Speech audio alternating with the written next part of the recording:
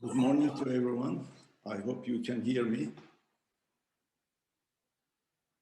Good morning, dear Professor Dr. Adil Cham, our dear valuable rector.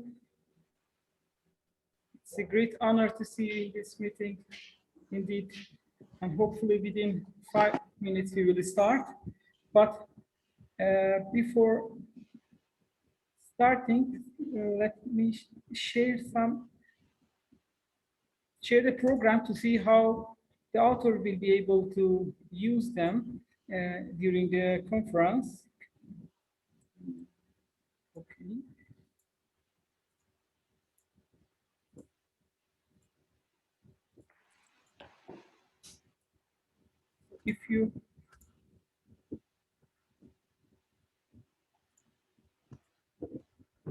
If you look at the program, actually we have 3 parallel sessions starting from 12 for session A, B, and C.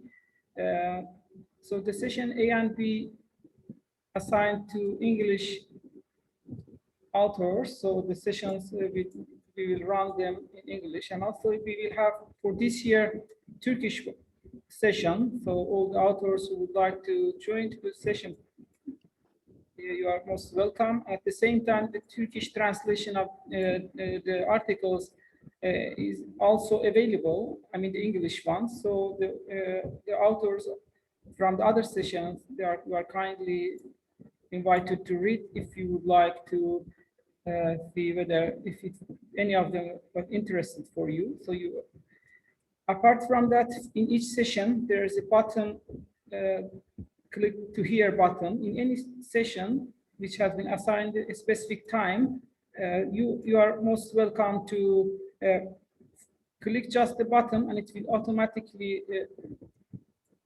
guide you to specifically on that session. So it has been assigned exactly like that in each day. So by the time I will share also with you the final program, including the YouTube links per each article. So you will be able to have it. And also I'm glad to inform you that actually if you finish this program, including all the videos, speech and everything, it will be the second, actually world's second conference ebook virtual proceedings. Let's say the first one is also belongs to our university, which in our previous year. So the program have been designed in such a way that all the speeches will be recorded and will be added to the program. After we will share with you after the conference, hopefully. And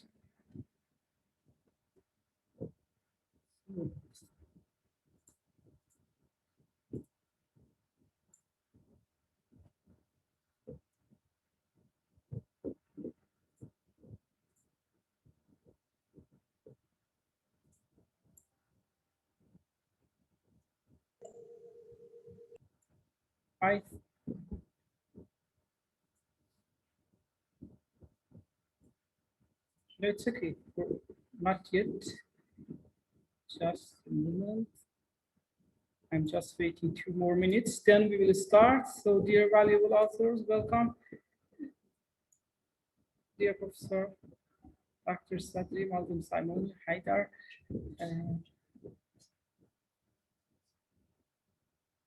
Just a minute.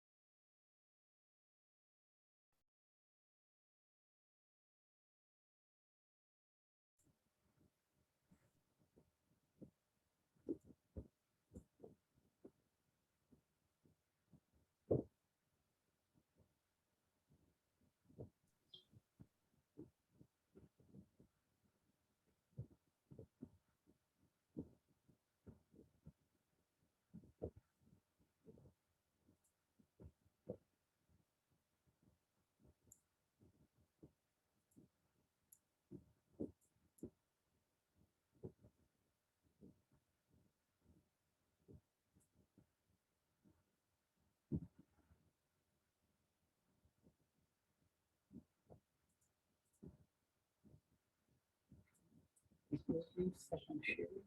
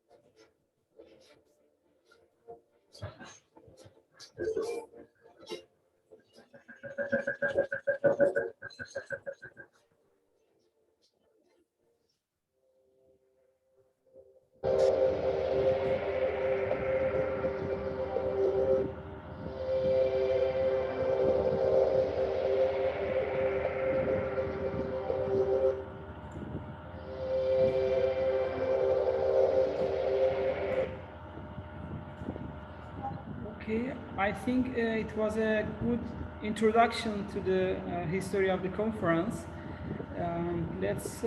We shall start officially. Good morning, good afternoon, and good evening, ladies and gentlemen.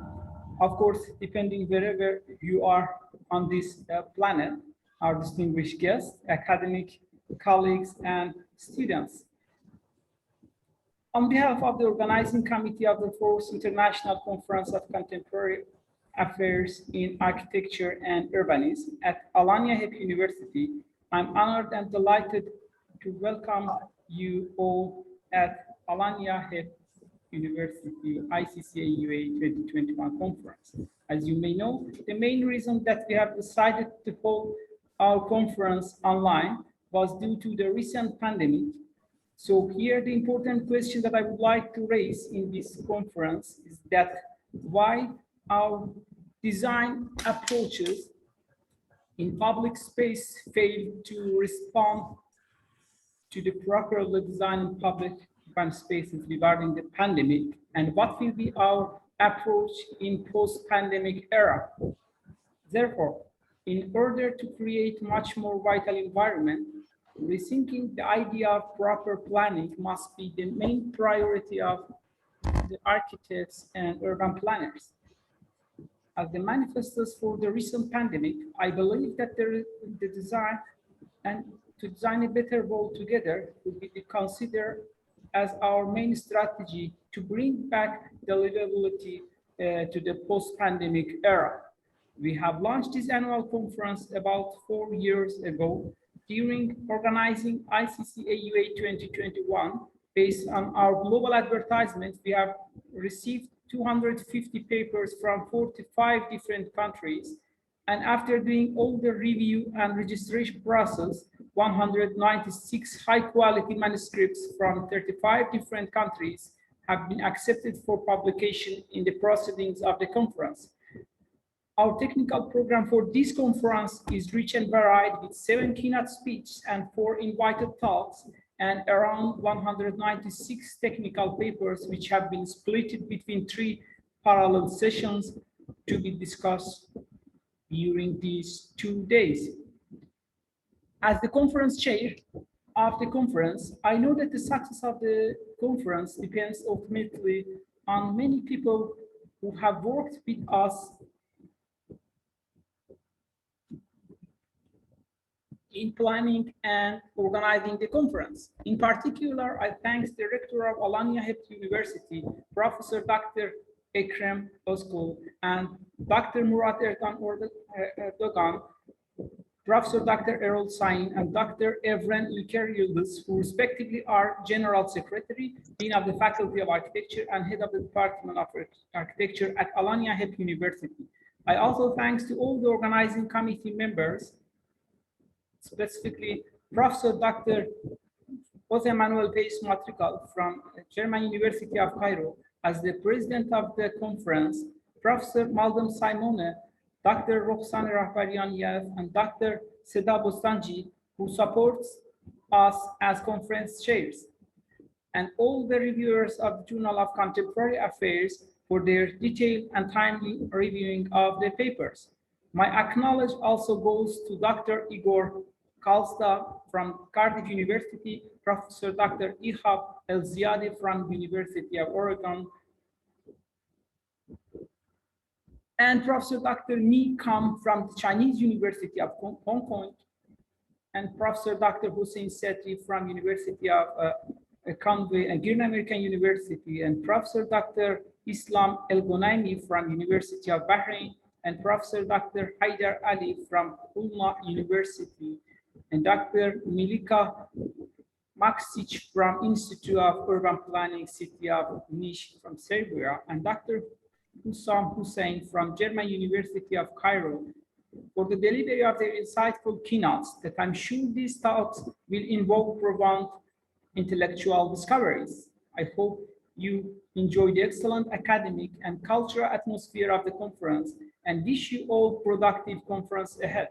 Only my own personal notes that I would like to say that it has been a real privilege to be the chairman of this conference And thanks for all of your amazing works and participations that I really appreciate. That is all from me, and I'm delighted I will be replaced with Professor Malcolm Simon from University of Maryland. After concluding our opening speech, our keynote speaker and will try to have welcomed the authors. So, ladies and gentlemen, enjoy the conference, and I'm looking forward to work with you and these days. Thank you very much indeed. I think actually it was a good introduction to the history of the conference. And so let's ask from Professor Malcolm, let's clap our hands for Professor Malcolm Simona to have her own welcoming speech.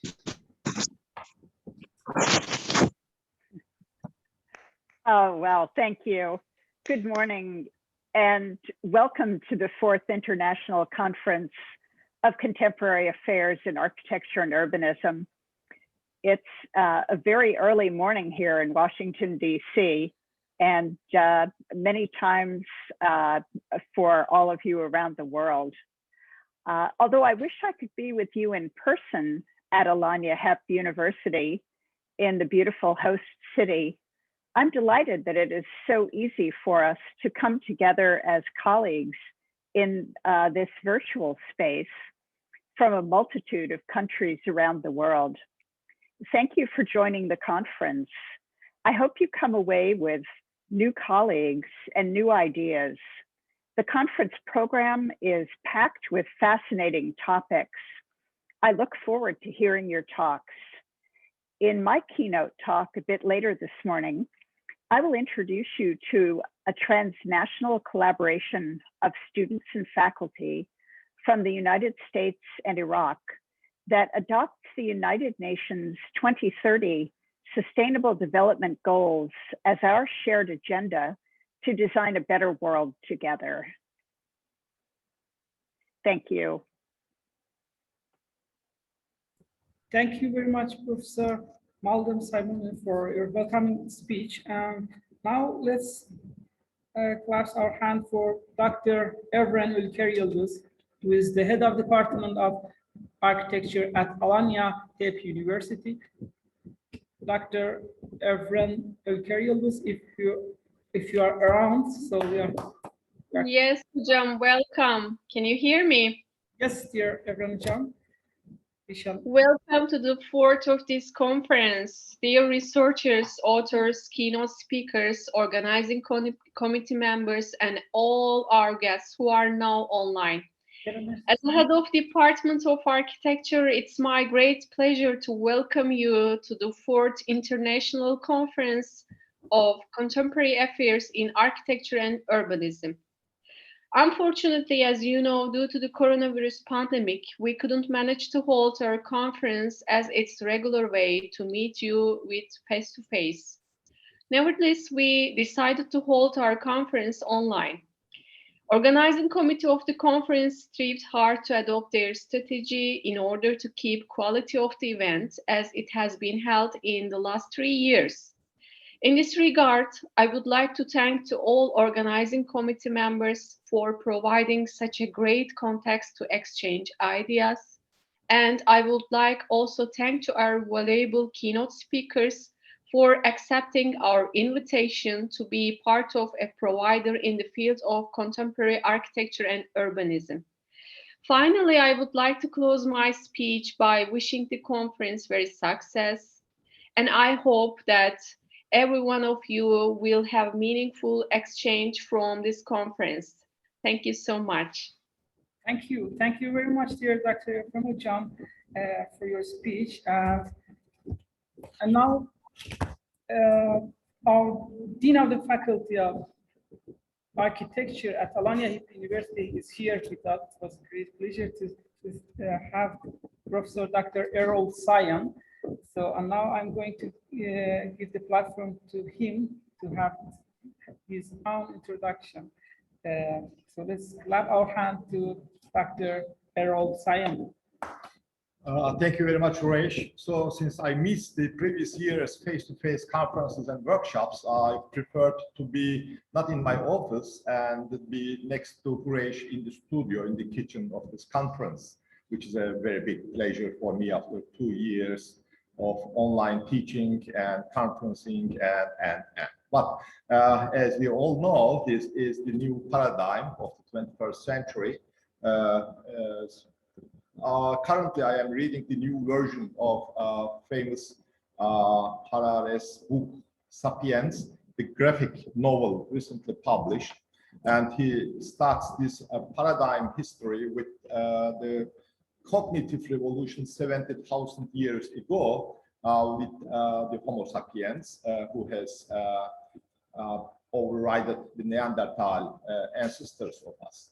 So then, again, as you all well know, especially the urban planning and urban history experts, we have the agricultural revolution in Mesopotamia some 3,000–4,000 years ago, and then we have the industrial revolution in 1848 using the steam power and giving our manpower, muscle power over to the machines. And now we have in the artificial intelligence revolution, and we are this time not giving our muscle power to machines, but we are delegating our brain power to machines this time. And it is not a science fiction anymore, since in our daily life, if I place my iPhone, iPad, and MacBook Pro next to each other overnight, they exchange all the information among themselves without asking me. Of course, at the very beginning, they ask once to allow them to do this exchange automatically between themselves. And then if you open your iPad or iPhone, you see that the addresses are updated and the apps are transferred among themselves and so on. Of course, there are some threatening aspects, as in any technology, including the very ancient technology of fire making. But as humanity, we have to take our, develop our norms, rules, ethical approaches on this new artificial intelligence technology. It is not far away from us. As I said, it is in our daily life. We are talking from Google's or Apple's driverless cars, self-driven cars, but we have on the field already in a wide range self-driven tractors who are connected to navigation satellites and meteorology satellites, and they do everything on the field without the farmer themselves, without the driver, of course. So in the COVID, as Uresh correctly emphasized, since 2 years, this conference is being made online, but it will affect, as I emphasized in my opening keynote speech last year, we have to consider that in our further designs in architecture and urban affairs, which is a responsibility of this community to adapt ourselves. As the World Health Organization warns, this is not the last epidemic in the world. We are going to have more viral epidemics, which are not to be called as COVID, or they will have some other name. But our physical spaces are, as again Uresh emphasized and underlined, have to be designed after this threat for the sake of our humanity, which is a big responsibility for architects and urban planners. But with the accumulation of knowledge over centuries, I think these professions will, they are able to carry this burden and find out synthesizes and useful solutions for humanity. So I am thanking the organizing committee, especially Uresh and Roxana, who have spent a lot of effort, our supporting assistants, and all the international community who have participated, with all speakers, which is a tremendous effort in the academic field. And I say, hoping to see you in the 5th of these conferences next year. Thank you very much. Thank you very much, dear Professor Dr. Erol from Head of Department of Architecture, Alanya University. And now I'm going to introduce one of the main pillar of the conference, the one who have been, let's say, that support us since 5 years ago to establish the conference and to run the conference, and he has been with us during the last 4 and 5 years.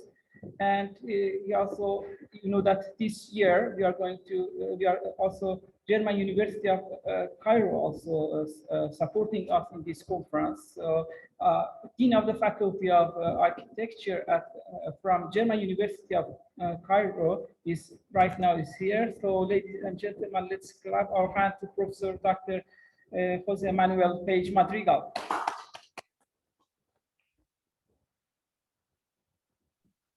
Hello, good morning, Sabah al-Khair, Egunon, Gunaidin, Buenos Dias, I don't know more, maybe in Italian, Buongiorno anche. And for me, it's a real pleasure to be here today and a sign of happiness after seeing how this process has been growing up in the last year. And I must tell all of you that, in my opinion, I would like to remark the maturity of this event, not only because of the number of papers, but even because of the quality of them. We will have opportunity to talk about that only at the end, maybe later. You know? These words are only a welcome note. And at the same time, I would like to remark that I am really proud, not only as Director of Architecture and Urban Design here in Cairo, in German University, but even as coordinator of Agora Network, where I can see some of the faces here, which is maybe the most important reason to be here all together. Agora, as you know, was born exactly around 6 months ago, and the main objective was to join the force of different schools of architecture and urban design in all the Euromed region. And I am really happy to see even the answers of the different partners we have.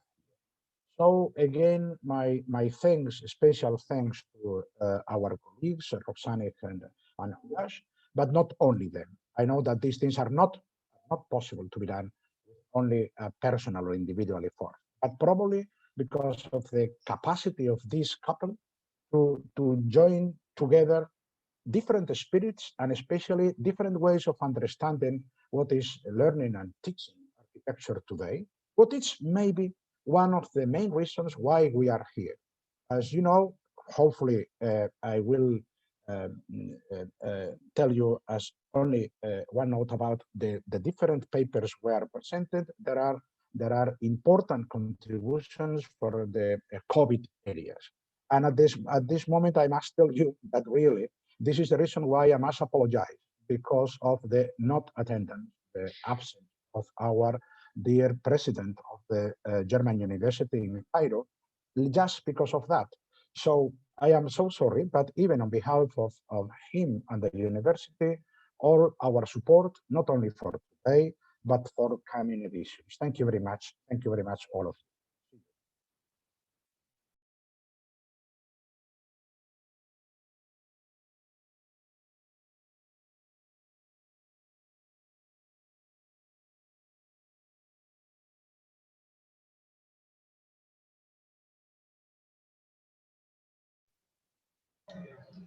Dr. Hurash, it's unmuted.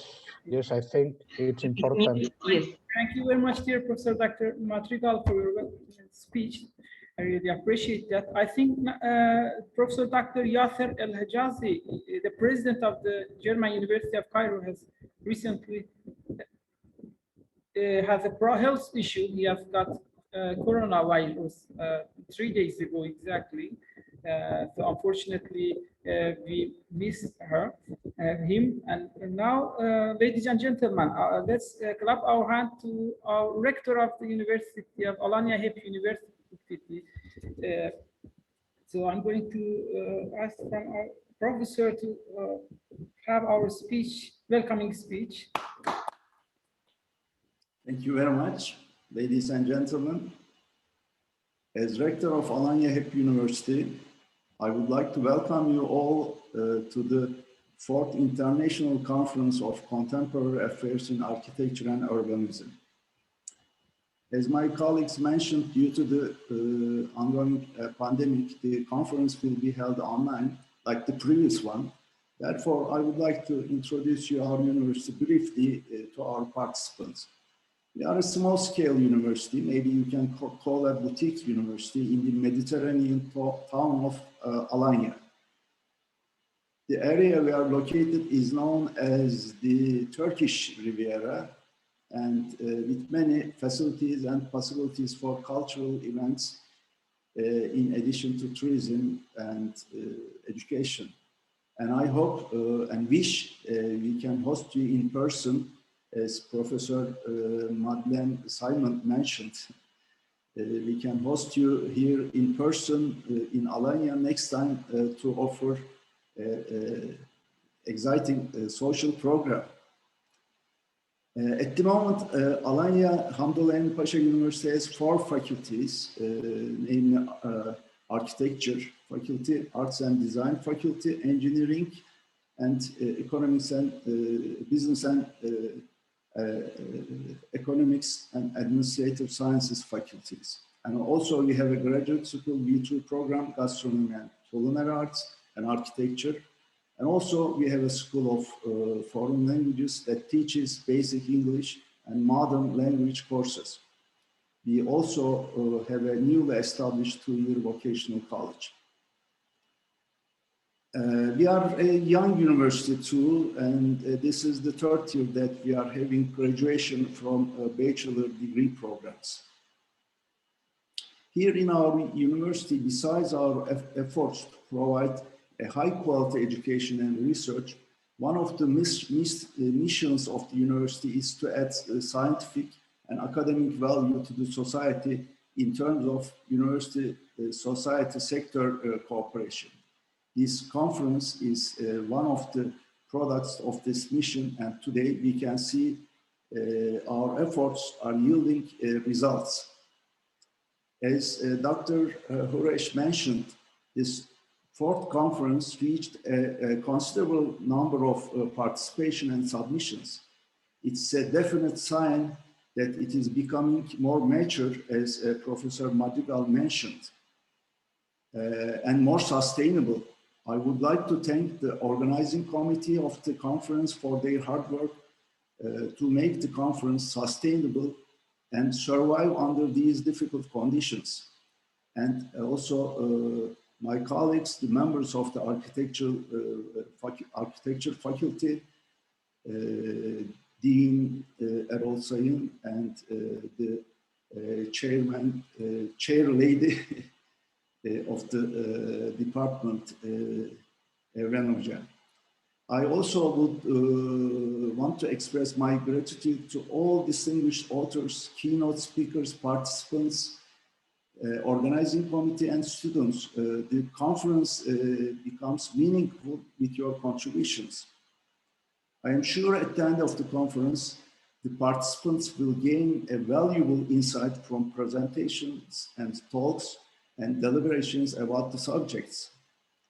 With this opportunity, I would like to thank also to the healthcare personnel, nurses, doctors, health workers in Turkey and all around the world who are fighting in front of line against the Corona-19 pandemics. And I wish a urgent health to our colleagues, the president of the German University in Cairo.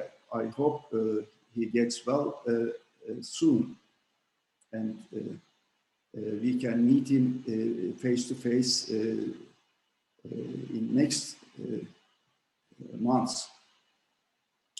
Finally, I'm extending my gratitude to the organizing committee, starting from the chair of the conference, my colleague Quresh, and all the vice chair, Professor Madrigal, and all the organizing committee members.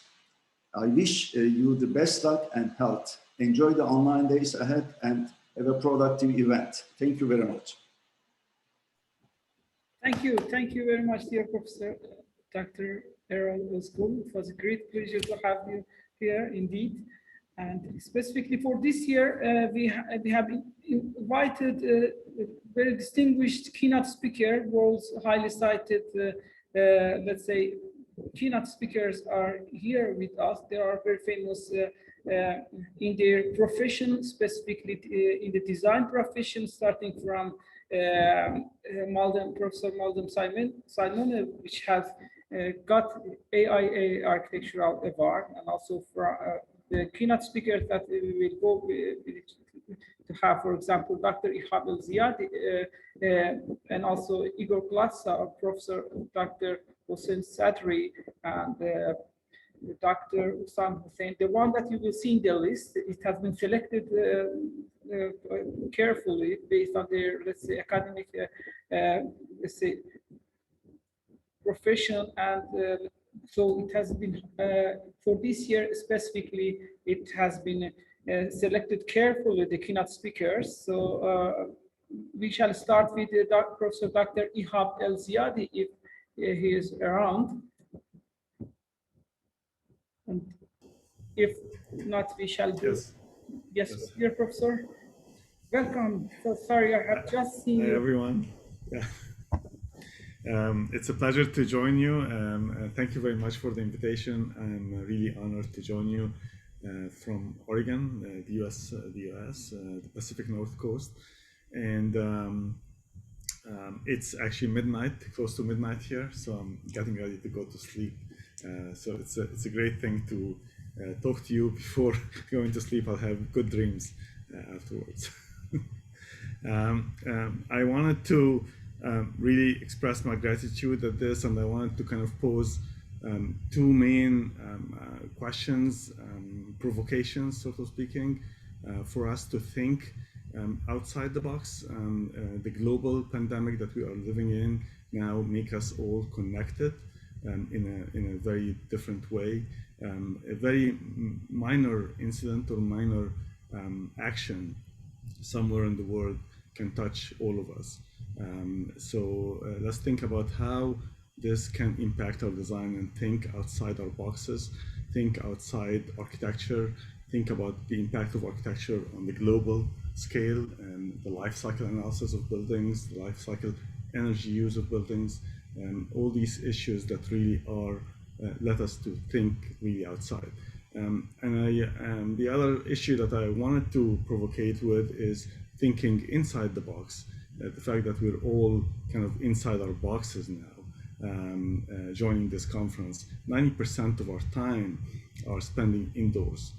How can we create indoor spaces that impact occupants' health, well-being, and mental health, more or less, in these kind of really weird times that we are in? So in my keynote, I will stress about how we use large pools of data, information, both inside and outside. Our spaces are really full of information, and if we can kind of purpose them to a really greater use, we can help design better buildings and better spaces for the health and well-being of the occupants.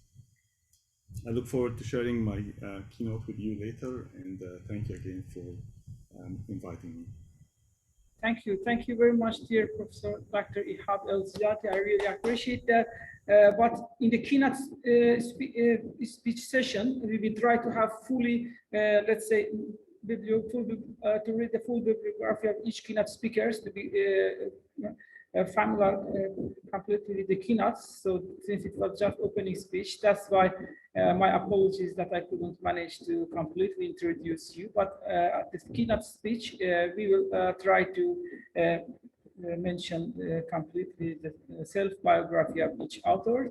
And now let's, dear valuable author, let's clap our hand to Professor Dr. Igor Glatza from the Cardiff University of UK. Dear Professor Dr. Igor, thank you and congratulations for your recent book of Smart City Citizenship. And the platform is yours. Let's. Herkese, good morning, everyone. First and foremost, sorry, because my pronunciation, of course, is not native. First and foremost, I'd like to thank the organizers for inviting me, giving this keynote at this, let's say, quite crucial time, personally, academically, publishing a book, but also as previous keynote speakers mentioned, I think that we all are under the influence of this post-pandemic time. So at the moment, I'm in Wales, in Cardiff, working as a senior research fellow, mainly trying to intersect the digital, urban, and political transformations from the social innovation perspective. So in my keynote, what I'm going to do is I'm going to present the recent book called Smart City Citizenship, recently published by Elsevier. I think that just a couple of ideas. Before joining Cardiff, I've been over the last 10 years at the University of Oxford in the Future of Cities program and urban transformations, funded by the ESRC and Horizon 2020 by the European Commission. But alongside this, as an academic, I've been working in the policy field in the Joint Research Center in Italy. Probably blending a smart city from the AI and digital transformation perspective. And also I'm senior advisor from the UN Habitat program called People-Centered Smart Cities. So as you are going to see, what I'm going to try probably is unpacking what a smart city really means. I think that we need to reshuffle the meaning of a smart city that has been so far a very technocratic let's say, term and also application, as we have seen in many projects under the umbrella of Horizon 2020 Smart Cities and Communities. So what I'm trying to advocate, I think that I'm interested in how digital transformation processes driven by AI disruption in the post-GDPR current context are altering the technopolitical and democratic conditions of data governance for the emergence of new citizenship regimes worldwide. So I'm welcome to this conference, and I'm looking forward to delivering my keynote later on. Thank you. Thank you very much, dear Dr. Igor Kaltzawa, and congratulations one more time for your recent book of Smart City Citizenship. And now, ladies and gentlemen, let's clap our hand to Professor Dr. Hossein Sadri, who is the previous ex-vice rector of Green American University, and right now is working as academic staff in the Canterbury University of UK. So, dear Professor Dr. Hossein Sadri, welcome to the conference. Thank you very much. Good morning and good afternoon and good evening, everyone. It's a great pleasure to be here and to have the chance to talk to you, to listen to you, and to contribute to this very valuable conference in its 4th edition. I'm mainly working in the future of the cities as well, and with the concern about future of our planet and future of humanity. So I'm coming from more political dimensions of urban and architecture studies, and I was looking at the topics of the conference, and I just realized that such a diversity we are hosting this year. I would like to thank all of the organization committee members and the chairs and the hosting universities. It's a great pleasure to be here, and looking forward to listen to all of you. Thank you very much. Thank you very much, dear Professor Dr. Hossein Sadri, for your speech. And now let's clap our hand to Dr. Hussam Hussein, who is the president of Agora community, which is mostly focused on the Mediterranean cities. If Dr. Hussam is around, so we are. Hello. Yes, thank you very much, Dr. Orash, and good morning to all of you presenting today here at the International Conference of Contemporary Affairs in Architecture and Urbanism in its 4th edition, and this time with special effort joint effort with the German University in Cairo. I'm Hussam Hussein, speaking to you today exactly from the German University in Cairo, and I will be with you during the whole event, and it's my pleasure to welcome all of you today here. I would like to thank very much Dr. Horaj and Dr. Roxana for their kind invitation at this wonderful event. I have been following the previous conferences over the 4 years and all of their activities. And it's amazing to see how it's constantly developing and rapidly improving, actually. And it is very, very well deserved. And congratulations on this wonderful platform that put us all together every year, actually. It's like every year, actually. All the aspects of the conference keep changing, but the main theme about architecture and urbanism is covering our everyday aspects. And especially this year, it's covering all aspects of society through this very condensed 2 days conference. It is a very unique theme, I think, and I think what Dr. Horaj and Dr. Roxana is putting into this conference, it's a great effort that I'm really speechless, and I don't know how energetic these people are. So congratulations on this successful events always. And my speech will be tomorrow, and I will reflect on certain way of thinking about urban and rural communities, probably from a territorial Mediterranean perspective into more of a regional planning perspective, specifically in Egypt and northern coast of Egypt and Cairo. And at the end, of course, these kind of conferences, it's a way for us a chance for us to connect and look for future collaborations. So please, let's do this, because I think this is the main aim at the end of the conferences, and looking forward to this great event, and all the best for all the panelists. Thank you very much, everyone. Thank you very much, dear Dr. Hussam. Sometimes we are forgetting the person who are very close to us. Dr. Hussam actually, since the previous year, exactly, he's close working with us to organize this conference. And even I think I forgot to mention your name at my introduction speech. I'm really sorry for that, but thank you for all your support during these years, actually, let's say. And we have 3 keynote speakers, which I'm going to play their welcoming speech, since they couldn't manage to participate because it was very late on their home country. Hello, my name is Mika Hu. I am a professor at the Chinese University of Hong Kong. I'm the vice chairman of the Department of Geography and Resource Management and director of the Urban Studies program. I'm also an associate director of the Institute of Future Cities, where I run the Center for Community and Place Governance. So I would like to welcome you to the 4th International Conference of Contemporary Affairs in Architecture and Urbanism. So while I look forward to learning from you all, I will also share in my keynote speech a topic related to urbanism. I will talk about people's rights to the development of space and place in our cities.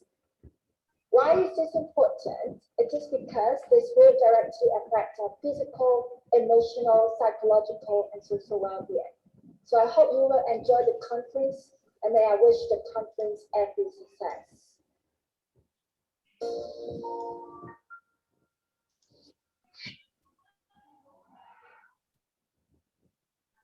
It's my pleasure to express my deepest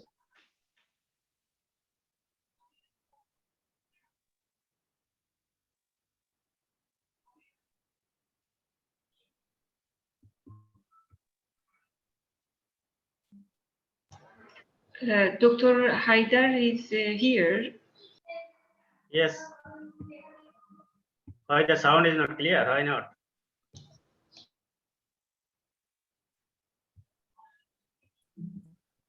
Professor Dr. Haidar, sorry, I haven't recognized you around. So you may have your speech. So Professor Dr. Haidar, if you look at the citation, actually one of the most highly cited also scholar in the field of architecture and technology. Please, Professor Dr. Haidar, if you like to have your own welcome speech, you are most welcome, or if you wish, I can play the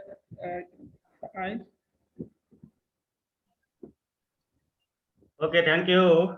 Thank you, Dr. Nia, and thank you, Dr. Roxana, for inviting me and giving an opportunity to be a part of this prestigious forum, this global international forum. Actually, welcome to all participants attending from different parts of the globe. Hope you all are well and safe during this pandemic and critical time. Since we are almost restricted to stay in our house, so this is the way we are meeting virtually. So it is my pleasure to express my deepest gratitude to all the participants, especially the chair of this conference, for inviting me and sharing my research to the global speakers and the audience. I am Professor Haidar Ali Biswas from Khulna University, Bangladesh. Basically, I am a mathematician. I work on mathematical modeling and apply to different biological and environmental and climate model. So my research area actually include dynamic optimization technique applied to such type of models, how mathematics can play roles to the changing phenomena of non-linear behavior of this climate change attitude and the phenomena. So actually this is the very interesting forum to share and to work together on this global issue, especially for the global warming and the climate change what we are facing in the near future, especially for the next century. So this is the time we should work together. I think this international forum will open such type of opportunity to work on these global issues together and making a international networking to come forward for the sustainable development for our future life, for our future being. So thank you everybody, and thank you organizer for inviting me and become a part of this international session. Thank you, and thank you everybody. Thank you very much, dear Professor Dr. Haidar. I think Dr. Milika is also, I have seen that she sent a note if she's around. Yes, dear Dr. Milika, welcome. Welcome from city of Niš in Serbia. So you may have your own introduction speech if you want. So then. Thank you. Good morning, dear colleagues. Welcome to the conference. Ahead of us, there are 2 interesting days of exchanging experiences. This year, we had a lot of inspiring topics from all over the world. I encourage you to actively participate in discussions and to make this conference even more interesting. I hope you'll enjoy the conference days, and I wish the conference every success. Thank you. Thank you. Thank you very much, Dr. Liska. I really appreciate your availability and accepting our invitation. And last but not least, our dear valuable Professor Dr. Islam El-Bonaimi, who also supports us since 2018. I'm going to welcome him if he's around to have his own opening speech. And if he's not around, I will introduce him. So he's a full professor at University of Bahrain, at the same time working in the University of Cairo in Department of Architecture. He is also one of the highly cited scholars in his own field of architecture and technology. Of course, we will try. I will try to reach him to be able to introduce himself during the conference. And now we shall, let's say, I'm going to close the welcoming speech part and to go to the keynote speech parts, which two days, 4 of our valuable keynotes are going to have their own speech. So I'm going to, let's say, play their biography before, let's say, inviting them to have their own live keynote speech. So let me, I'm going to share it now.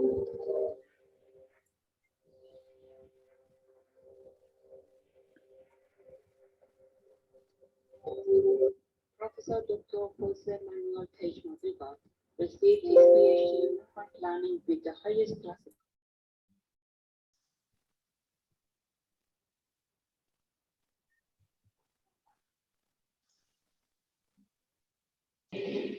Dear Dr. Hurash, it is unmuted probably. He focused on the post-city and conflict territories. He has developed DG planning with the highest classification in 1995. He is a professor of architecture and urban planning with a long pedagogical trajectory in different Mediterranean universities. His main topics are related to the cities of this region, especially focused on the post-city and conflict territories. He has developed DG functions in the University of Portugal, Lebanon, Cyprus, and Egypt. Professor Dr. Madrigal was appointed as a foreign member of the National Academy of Fine Arts in Portugal.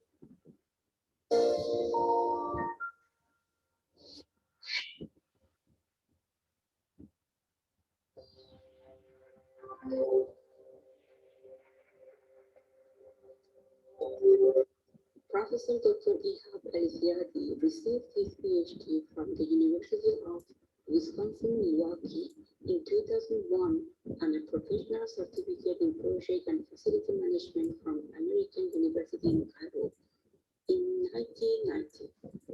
He is a professor of architecture and the director of the High Performance Environments Laboratory and Facade Innovative Technology testing facility at the Department of Architecture, University of Oregon.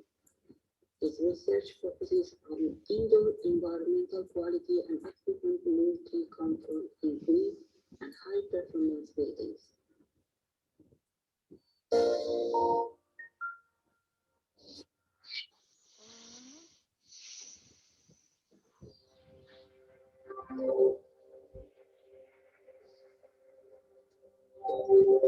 Dr. Igor Kargada holds a PhD in social innovation with the qualification cum laude from the University of Nevada, Reno, and Mondragon University. He is an academic entrepreneur working in the field of innovative economic and geographic processes in cities and regions with focus on cases and issues of regional and metropolitan devolution and governance. In the public sector, he has held the position of Director of Research and Innovation for the Pasto Regional.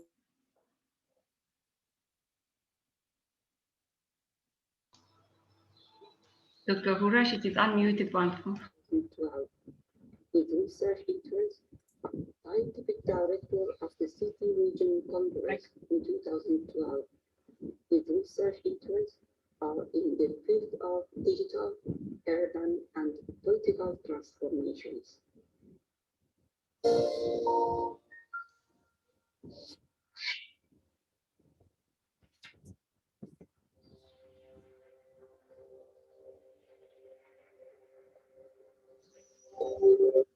Professor Professor Dr. Hossein Sadri is a critic, urban scholar, architect, permaculture designer, activist and writer.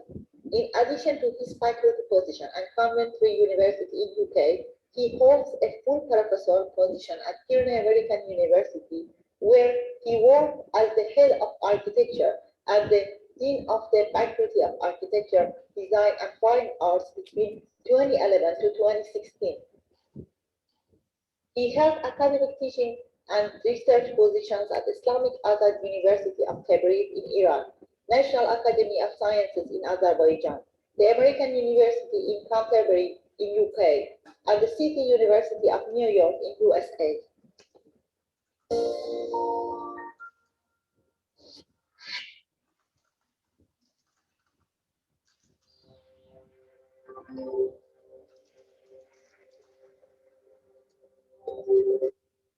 Professor Madeline Seymour is a professor and associate dean for academic affairs and outreach in the School of Architecture, Planning, and Preservation at the University of Maryland.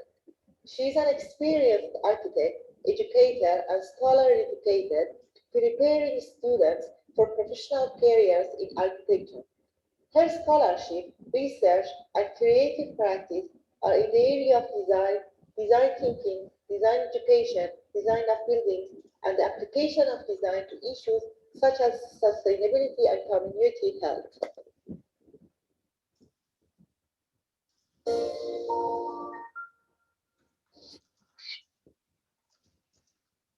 Thank you. Thank you for everyone. Actually, the evaluation keynotes, I tried to prepare this, we tried to prepare this introduction for today's keynote speech and the self-biography. And it's hot, very new, actually, 6 a.m. We managed to prepare this videos. Sorry, I know that it is short. We should have maybe per each keynote 2 pages to be able to properly introduce you, but unfortunately, due to the matter of time, we tried to shorten it to 1 paragraph. And now, actually, I'm going to give the platform to the coordinator of the keynote speakers session for 2 days, and I will try to introduce the keynote speakers tomorrow early in the morning. So, dear Professor Dr. Manuel Madrigal, our president of the conference. I'm also, since the topic is going to be discussed in details, so that's why we will need your support as a coordinator. Then I will give the platform to Professor Dr. Ihab El-Ziadi. If Professor Dr. Ihab is around, Dr. Madrigal is around. If not, I'm going to give. Yes, Dr. Jose Madrigal. Yes, I am. Let us go, if you don't mind, dear Professor Huraj, let's go more effective because we are a bit late according to the timetable, yes. And I know we must keep that. So it's only to welcome the first of the keynote speakers, which are really the stars today. So I am only, my mission would be maybe to tell them, thank you very much, all of them. If you are introducing from there, from Alania, would be great. And that's go directly to the points. Thank you very much. Thank you very much, dear Professor Dr. Madrigal, letting us to run. Of course, in the sessions, you will moderate the sessions, of course. So thank you. Let's start. Professor Dr. Ihab El-Ziadi is going to talk his speech with the title of Space as Information, Data Disruption in Architectural Research and Practice. So ladies and gentlemen, let's clap our hands to Professor Dr. El-Ziadi. Thank you very much, Dr. Huraj. Can you allow share screen, please? Yes, of course.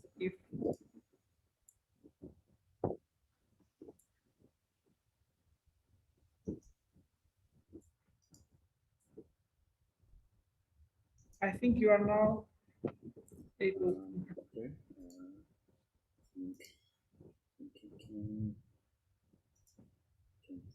Can you see my screen now? Yes. let's go. Hello, everyone. It's my pleasure to be here with you today in a virtual way, virtually speaking. I want to thank the conference organizers and the chair for the invitation to come and speak to you today. The title of my presentation is Space as Information, Data Disruptions in Architectural Research and Practice. I'm going to pose a number of questions or provocations for us to think about as we imagine the role of architectural design in both research and practice in the times that we are living in today.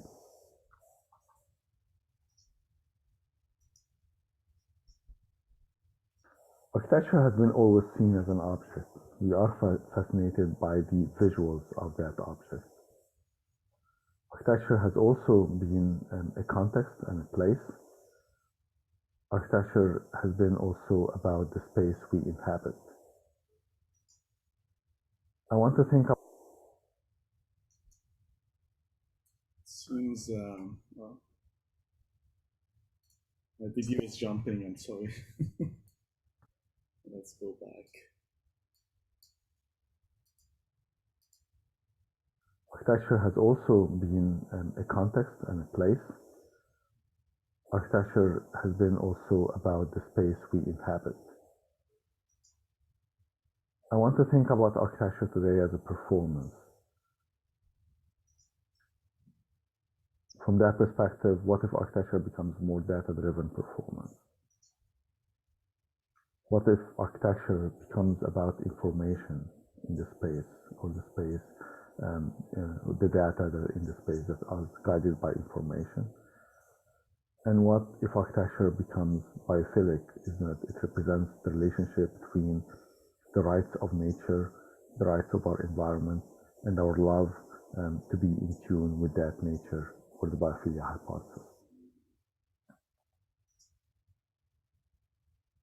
Unfortunately, this rights of nature we haven't been preserving very well. Climate change is not a scene any longer from Blade Runner 2049. It's actually seen from 40 miles away from my house here in Oregon, in the US. This picture was taken in September 2020. Climate change is really here. These are wildfires that burned more than 1 million acres of land in the northwest of the US, in Oregon, Seattle, or Washington and California. We have knowledge power, we have computing power, we have data and technology to predict it, to simulate it, to quantify it. And we also have environmental performance and technologies to help beat it and help to kind of really get us out of that climate change scenario. We can forecast the impact of our buildings on global warming, life cycle energy analysis, and so forth. But we don't ask ourselves enough of these serious questions to change the way we design our buildings. We can green and produce much more smarter buildings. We can ask people to embrace much more sustainable lifestyle and behavior, but these acts tend to be separate. We really need to think of design and of space as an experience. We need to think how to act in an integrated performance that links people and better buildings together. We need to design this experience of the in-between, the space in the middle, no longer designing just the object and no longer just influencing the people. We need to kind of think about people, building, and the global environment. And we need to think about their space as information, as data, as a data-driven, human-centric approach to design. There are a number of competing theories of basically human-centric design. What I kind of want to really refer to more in my presentation is the biophilic dimension of this place experience and the need to think about buildings with this through this lens of biophilia or biophilic design in a more human-centric design approach. There are a number of kind of underlying conceptual framework that you have here was the basis of a series of questions that we've been asking for over a decade related to how buildings and how the built environment really affect our behavior, affect our comfort, affect our well-being, and affect our basically the buildings we live in and the global environment in the same way. We've been asking about the relationship between these biophilic elements of the environment and occupant wellness. It's a growing interest that we have been really engaged in for more than a decade. One of these studies that we've done looked at the relationship between buildings and their context, the relationship between views and how architecture frames views, and how views and nature anchors buildings. And we looked at how people reacted to these views from their workspaces. So we collected a number of views, more than 50 views from different work environments, and we asked over 300 people to start to quantify them and rank them or sort them according to preference. And what we find that these 12 views, which is representative of many of the views we collected, tend to provide examples of degrees of nature and urban setting in a continuum. The top 4 views were mostly preferred and highly ranked. The 4 views on the bottom were least preferred, and the middle ones were somehow in between as an average. When we rasterized and performed content analysis on these views and pixel rasterization, we find patterns, and these patterns were more related to fractal patterns found in nature. Interestingly, the top 4 views possess perfect complexities that match our innate fractal fluencies or appreciation for fractal patterns that we are innate in our system, that we grew up and we got accustomed, kind of almost for generation to appreciate. These fractal complexities were at the range of 10 dimension of 1.5 to dimension of 1.7. The bottom is the fractal dimension of around 1.1 to 1.3, and the ones in between were the fractal dimension of 1.5.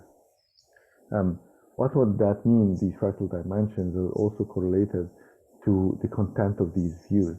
When we wrote down and analyzed the composition of these views and the frequency of their composition, we found the presence of sky, trees, shrubs, soft grounds, plants are most important. Hardscape, buildings, landscape objects, pedestrian windows, and voids in buildings are of middle importance, and paved areas, streets, parking lots, etc. were the least preferred portion of the views. It was also important to think the relationship between view sheds and the reciprocity between architecture and these views.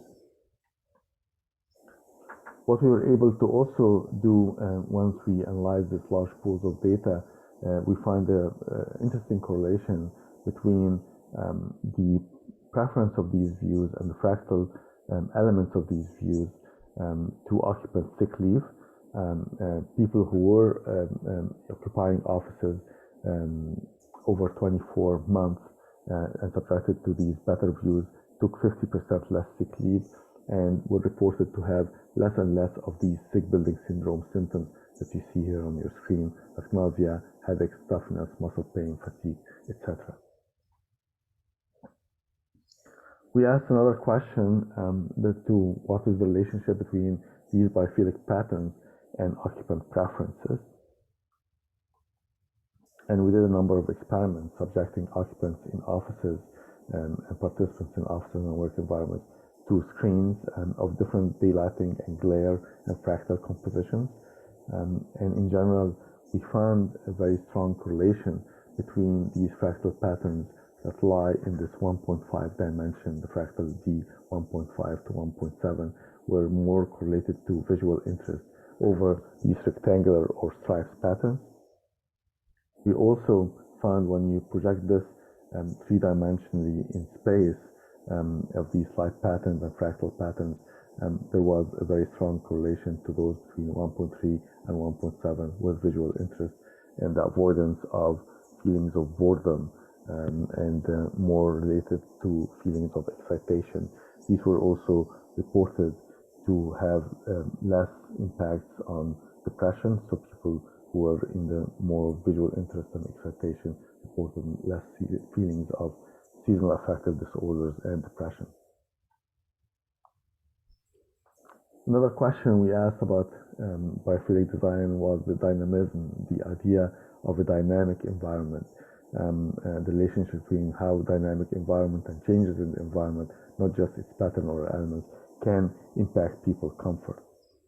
We tested a number of changes through dynamic screens, mobile screens that are actually changing the environment.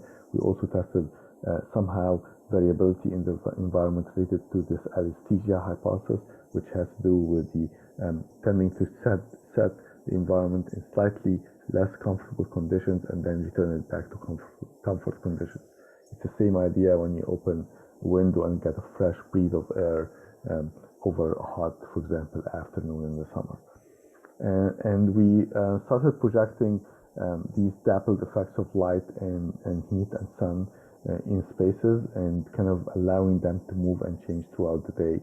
And what we find that not only these changes were able to reduce energy consumption and reduce unneeded heat losses and gains, but also improve people's sensation of comfort and visual and thermal pleasure, because it allowed for this environmental variability. And then driving these variabilities to certain extremes within the comfort range, so at the cusp of cool or at the cusp of heat within the kind of boundary of comfort, extending the extreme set of comfort conditions. These variability were more important than a static state of comfort and were really correlated with better thermal pleasure, better kind of indoor comfort for these occupants. We started also looking at this ecosystem of biophilic elements. So not just elements, not just attributes, and not just patterns, but what if all of them start to kind of coexist together? This kind of biophilic elements, biophilic attributes, biophilic dynamism or changes in the environment. We had the opportunity to test this theory for 36 months, 3 years, over a project where 800 employees were moving from a traditional building on the right to a more green biophilic building on the left. And we were able to integrate a lot of these biophilic elements, like views of nature, or views of elements of nature, changes in the envelope that has to do with variability and so forth. And we tested this by surveying the occupants before and after over a period of 3 years. And what we found, interestingly, that health complaints and health symptoms decreased by 26.8%, and positive responses about productivity and health in the new building increased by 26.9%, leading to an overall improvement of almost 54% in perceived productivity and health in the newer biophilic building over the traditional building. We also found that there was a reduction of sick building syndrome symptoms of 28.6% and an increase in multi-comfort levels from visual, thermal, indoor air, and acoustics between 5 to 91%. To summarize, I'd like to just provocate people to think about what is the elements of biophilia, what are these patterns of biophilia, and how can we design a human-centric environment, and what is kind of parameters of a human-centric approach to biophilic design, and how can we adapt this as a way to think about it and kind of be enriched by data-driven and information-driven scenario based on research rather than just based on gut feeling. And I don't want to take away the gut feeling, because you have to be excited about what you're doing. And as architects, we always have a tinkering approach to design, practicing, modeling, engaging, not just about digitization and data, but also the sense of exploration and the sense of experimentation, and the power of architecture in that kind of providing the tinkering and experimentation before we kind of venture into digital-driven modeling and simulation. I also want to embrace the power of architecture to play, to drive innovation rather than just a technological silver bullet. And I also think and believe in the power of architecture to help us imagine and dream and think about hope of a climate resilience, of a hope over the future for our children. As Khan once said, a great building must begin with the unmeasurable, go through measurable means to be unmeasurable again. I invite you to think with me about space, data-driven architecture in research and practice, and the space not only just as beauty and aesthetic, but also as information. Thank you very much, and I'll be happy to take any questions at the Q&A session. Thank you very much, dear Professor Dr. Ihab. Indeed, it was we can call it cutting edge methodology and technology that you have used to somehow interconnect the interrelation between biophilic architecture and human comfort zone and the beauty of the environment. So maybe we will discuss in roundtable with Professor Dr. Madrigal. If there was any question from the authors, they may take a note, and after finishing our keynote speech, we will try to have our roundtable and with the coordination of Professor Dr. Madrigal. Thank you. Shall we go, Professor Madrigal, to our second unmute?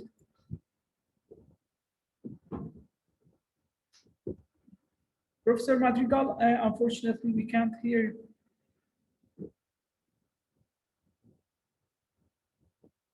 I think we have unmute. We shall continue. I think there's a problem with Professor Dr. Igor Calzada.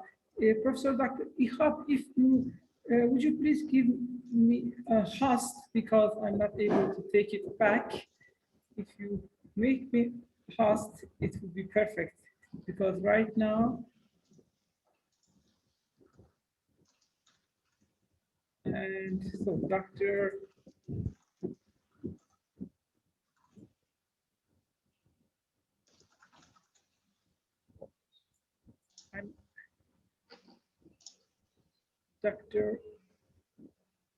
Professor Dr. Ihab, is it possible to give the? Yeah, I'm trying to make you the host again. On top right side of my. It's not working. My camera. Yes,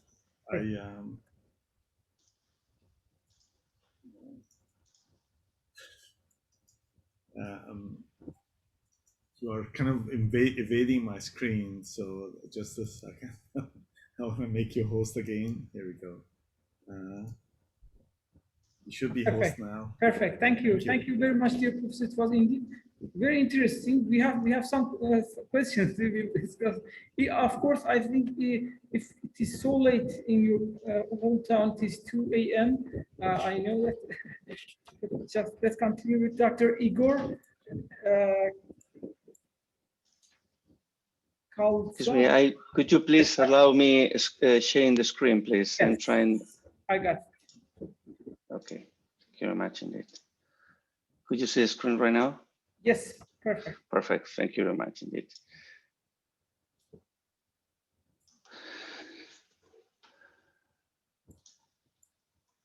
Herkese Günaydin, good morning everyone. My keynote presentation will revolve around several findings of my research on the technopolitics of smart cities and data governance models, stemming from my recent book, as I mentioned before, published by the end of 2020 through Elsevier, entitled Smart City Citizenship. Despite the title of the book and the explicit reference to the term smart cities, I must confess the existence of the urban-related content in my book. As such, rather than orchestrating the buzzword smart cities, in fact, the book suggests not only a critical, but also a constructive standpoint to revert the technocratic implicit essence of the term in itself. In doing so, it provides definitions of key smart cities citizenship concepts, along with a technopolitical framework and a toolkit drawn from a community-oriented perspective.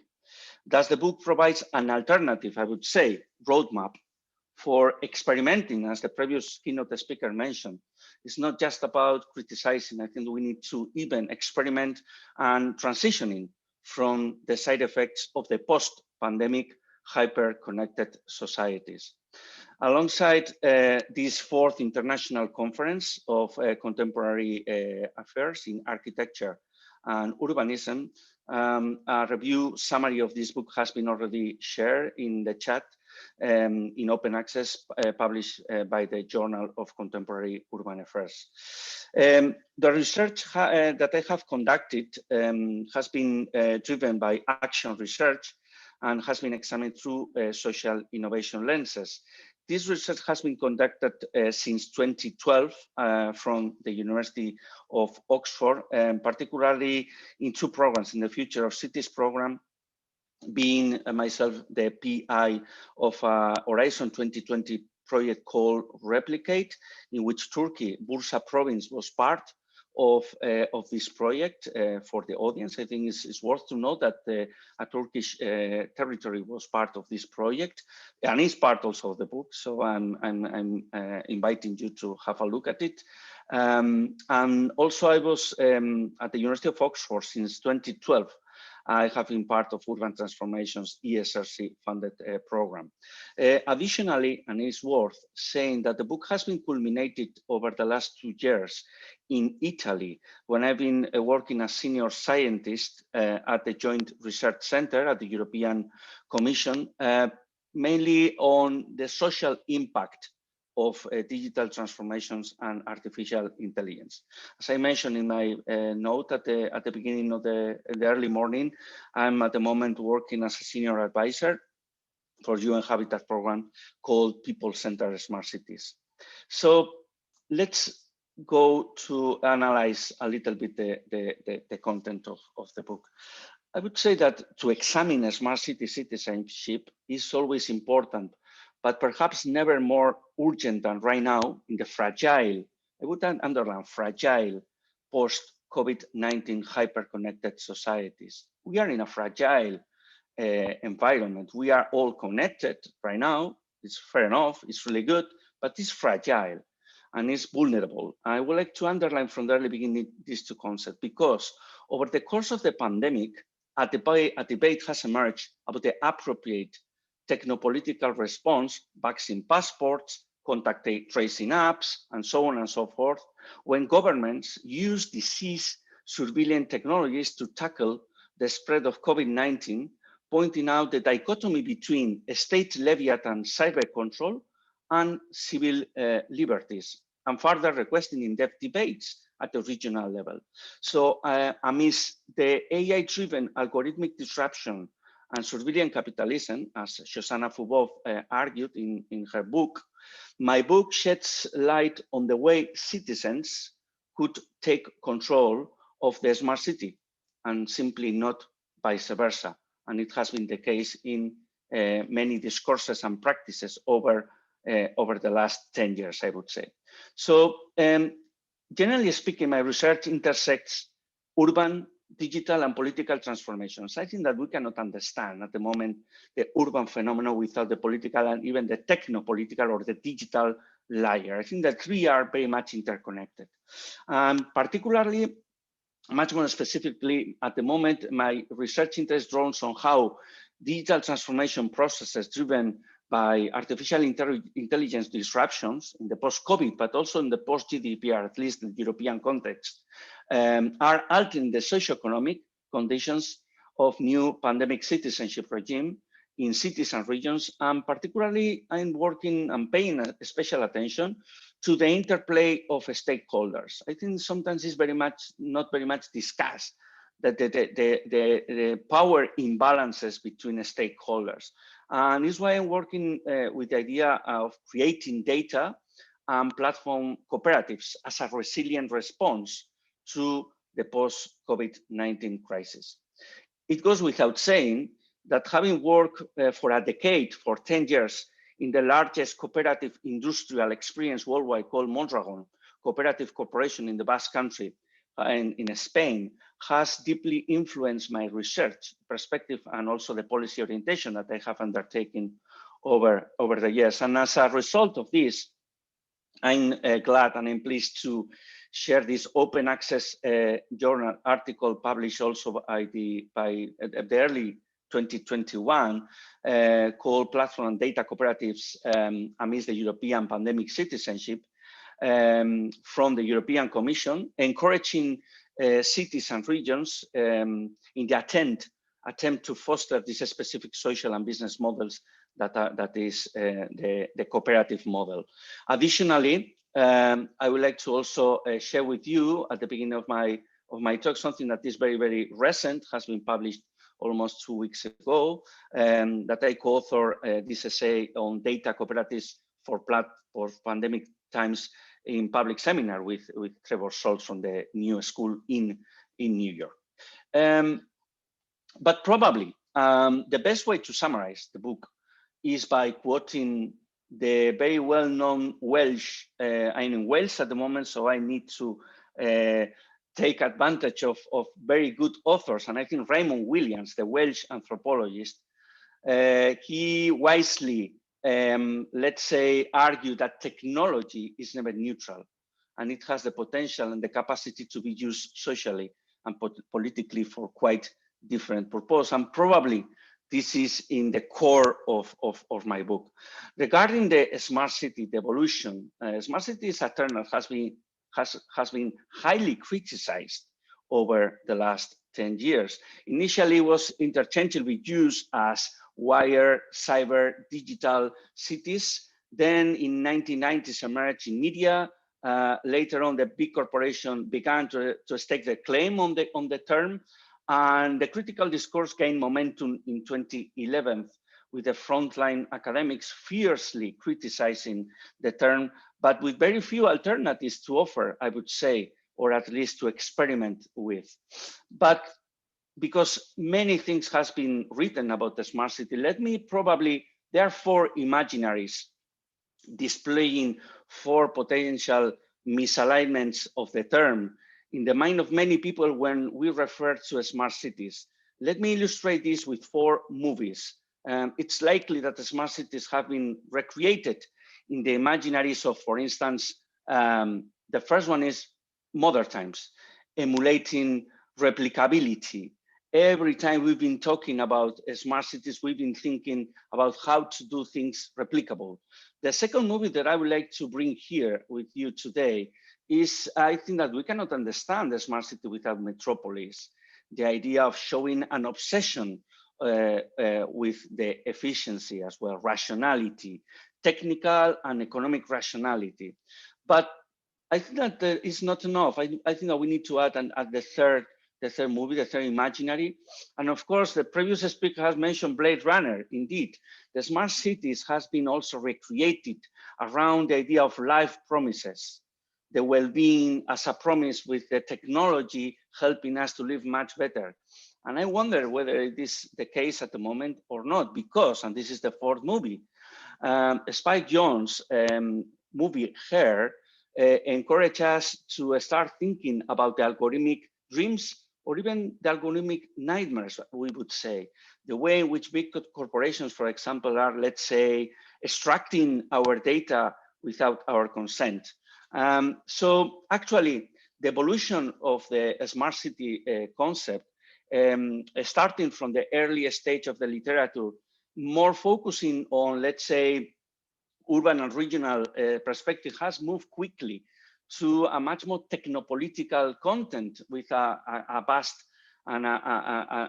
amount of literature on this topic, from algorithmic suppression, automating inequalities, weapons for mass destruction, even platform capitalism, among many others. So let's say that what I'm trying to argue also in the book is something that from the MIT Alex Pentland argued, that it was the need for a new deal on data, putting citizens in control of data that is about them, and also creating data commons to improve both government and private industry. So let's see, in a nutshell, to getting out from the smart city in the box approach that has been hegemonic and has been mainstream over the last 10 years. So the book, just I'm going to focus at the moment in the content, consists of 9 intertwined key ideas. It could be easily represented as an spiral, as you can see on the right-hand side of the presentation. Each key intertwined idea shows systemically a path to follow as a technopolitical route for a smart citizen action from the social innovation perspective. But let's start from the first key idea, deconstructing. With the first idea, I refer to the need to debate on the technopolitics of data for citizens that cannot be seen as an operation of ethic washing. So it should be, I'm very, let's say, stubborn around the whole book, saying that it's about ownership and it's how to rescue democracy rather than talking about ethics, because ethics at the end of the day rely on trust, and trust cannot be delivered without considering democracy as a whole. And it's why the second key idea is a term that is key in the book that is called unplugging. Unplugging could be defined as a corrective from the corporate top-down direction of the smart city mainstream in favor of a transition towards a critical use of digital technologies, enabling the construction of a more democratic citizenship. But this is why we need probably deciphering the smart city citizenship. And this is why the book in the third chapter, let's say, asks three main questions. What the prospects has existed so far for alternative funding and business and social models for cities? What are the practical and political interventions have been tried among stakeholders, with the idea that we need to strike a balance between the power, let's say, the power of different stakeholders? And to sum up, this is also key, is another type of a smart city possible? Is there a third way between the state and the market that overcomes the public-private partnership and is focused on the public-private partnership, the PPP framework? Is why I'm suggesting, let's say, moving beyond the public-private partnership as the only business models possible. So from the triple and the quadruple helixes, I'm suggesting that we need to embrace pentahelix, which means that social entrepreneurs, activists, bricolers, brokers, assemblers play an important role as transformative intermediators, resulting in a wide range of business and social models. And this idea of the pentahelix actually has been experimented in 6 European cities, in Turkish, German, Swiss, Italian, Spanish, and British city, and it's in the book. And as a result of this, I arrived at the fifth key idea, mainly arguing that so far, the policy understanding of the potential replication of urban solutions from city to city has been quite simplistic, and is why, as the urban scholar Regional Data argued, the urban is not science, so it cannot replicate it like other sciences. So even we could argue that replication probably is not possible among cities. So this chapter suggests an alternative policy cycle of replication based on mutual learning among cities, called City-to-City Learning Program. As a result of the Horizon 2020 Replicate project, in which the Bursa province in Turkey has been actively participating in this definition of this experimental policy model, probably defining city-to-city learning is defined as a multi-directional, radial, dynamic, iterative, and further democratic model to learn from city to city. Is where the way that I arrived to the sixth key idea, and is maybe the less discussed idea on the smart city, and is the devolving. I'm referring to data devolution. Let's say local data matters, something that this is the key idea of this chapter. So we do not have to develop localized data policy schemes from the devolved administration. Data, being a public good, should be devolved or brought back to citizens. And therefore, I think it's relevant that we need to take advantage multi-level governance schemes to doing that. Considering how relevant the city regional path dependency is in each territory, In this chapter, I analyze 4 cases, 2 in the UK, Bristol and Glasgow, in England and Scotland, respectively, and another 2 in Spain, Bilbao in the Basque Country and Barcelona in Catalonia. Probably because Barcelona, the last one, has been, let's say, quite leading city in commoning data among their cities. This chapter, let's say, develops and introduces and examines the case of Barcelona, because since 2015, May 2015, Barcelona has started formulating the digital politics by considering citizens decision makers rather than data providers. And I think it's key, and at the moment is influencing many cities around the world, even the Horizon 2020, and also particularly, most importantly, the hue and habitat, with a new definition that we are developed as the people-centered smart cities. But we cannot understand the whole discourse without protecting the 8th chapter.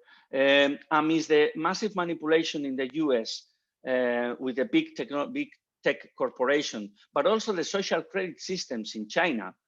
In contrast, these societal concerns rise a debate in Europe and the UK as well about the digital rights and the AI-driven algorithmic disruption, spurring a call to action. And it's why this chapter is much more focusing on the digital rights and what do we mean when we talk about having digital rights, but also a much more controversial concept, that is the digital, technological, and data sovereignty. There is a lot of discussions about sovereignty at this stage. Even working at the European Commission, I've been struggling with the concept. So I invite you to keep the path and keep following this interesting debate that we cannot take that for granted. Finally, resetting. This is the last chapter of the book. So against the odds, pandemic citizens, we could say, are beginning to develop new ways of responding to the COVID-19 through mutualizing and also donating data, using data altruism or data donation, including the creation of platform and data cooperatives. So I leave one question open at the end of the book, and it's why the recent publications that I presented at the beginning of my keynote. Could digital cooperatives, either platforms or data cooperatives, could be the answer? We don't know, but the point is that at the moment, because all the global societal concerns and challenges that we have, we must sharply hit the nail on the head in this probably final occasion. So thank you very much. This is the end of my presentation. So looking forward to hearing from your questions in the Q&A. Thanks. Thank you very much, dear Dr. Igor Klotz. I really appreciate your keynote, and I have a chance to read your, dear Dr. Igor Klotz. If you give me the host, I will try to unmute Mr. Gün Faisal. Seems that, or if you can.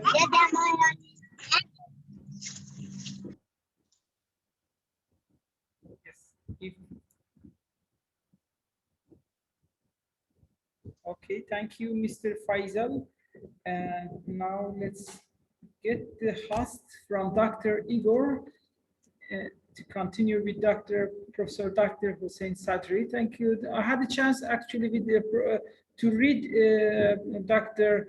Klotz's article of reviewing the book of Smart City Citizenship. And it was interesting the way that you connect the vulnerability of the city, use the local data to somehow develop your own specific method to reach to the idea of smart city. It was very interesting indeed. Even the case study that you analyzed, one of the case study, it was Izmir.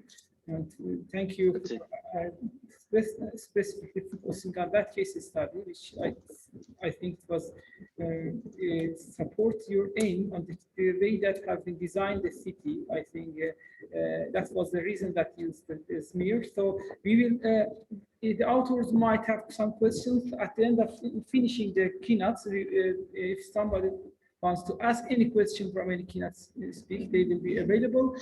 Thank you. Let's continue with Professor Dr. Hussein Sadri. If Professor Dr. Igor gave me the host, I will try to, or you can directly make Professor Hussein Sadri host.